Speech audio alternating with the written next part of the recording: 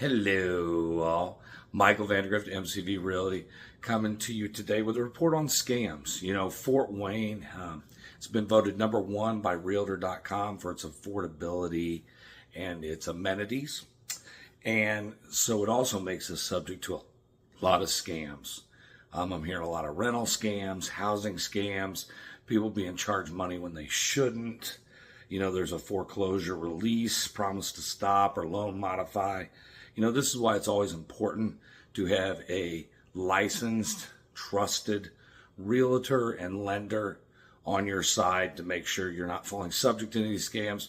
Typically, if it sounds too good to be true, it is. A lot of these rent-to-owns are scams, especially when you see $560 a month rent-to-own. It's probably a scam.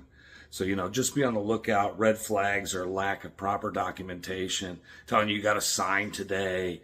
You know, you should always have time to make these decisions. While time is of the essence, may be important, especially if you're behind or whatnot, that's where you need to reach out to a trusted, licensed agent to help you. So listen to this excerpt from Nicole Thomas from the BBB to hear more. Real estate scams. That's what we're talking about this morning in our Scam of the Week. Joining us live to have the conversation, we've got Nicole Thomas from the Better Business Bureau of Northeast Indiana. Good morning, Nicole. Hey, good morning. So what are the most common real estate scams that we need to know about? Yeah, there's two of them that we are seeing. The first is the foreclosure relief scam. So what happens is, you know, during the pandemic, people have been off and they may not have income levels that are the same as pre-pandemic. And so they may be facing some issues with their mortgage. And so that could potentially put them close to foreclosure. And scammers have been targeting individuals on the brink of having their homes foreclosed. And they reach out. They promise to either stop the foreclosure or modify your loan in exchange for an upfront payment, right? That's how they always do it. And then, unfortunately, what happens is they don't ever help.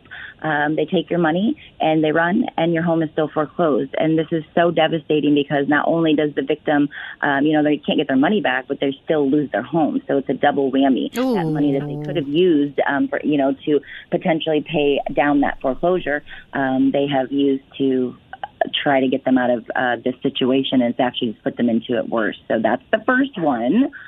And then there's a loan flipping scam. They convince victims to refinance their homes repeatedly, and they charge very high fees and points on every transaction. And then as a result, they end up with high loan payments and they can't afford them, and then they have to potentially, sell their home or walk away from it. And so both of these are very common right now because you are seeing people from the pandemic having issues, with paying their mortgage payments. So not good stuff there. But there are ways to spot these scams. Yeah, how do we do that? Absolutely. So it's looking for the red flags. And these are very similar to other scams that we talk about. So lack of proper documentation. So you're going to ask them questions, right? You're going to say, can I see your licenses and certificates to be able to offer this program or to refinance my loan? Another one, if they pressured you to act immediately, you've got to sign these documents by this date, or, that's a red flag. Nobody is going to a reputable mortgage lender or, debt relief specialist. They're going to allow you to review information, talk with your spouse, your family, your attorney, and then to sign those documents. So when you're pressured to act immediately, that could be a red flag. Mm-hmm. Unrealistic guarantees, that's another thing. We talk about that. In the consumer market, we talk about that with price being too good to be true. Unrealistic guarantees, that they're telling you that they can do things. Do a Google search. Take a look. Take the words that they said to you, search on Google and see what other people are saying. Are there programs like this? Is this legit? Or do you have people reporting scams similar to this? So, those are three things that you can watch for. But again, you always want to check out businesses with bbb.org or, ask them for references. Who have you worked with in our neighborhood? And if they can't give you those things, then, you want to just use caution before you proceed.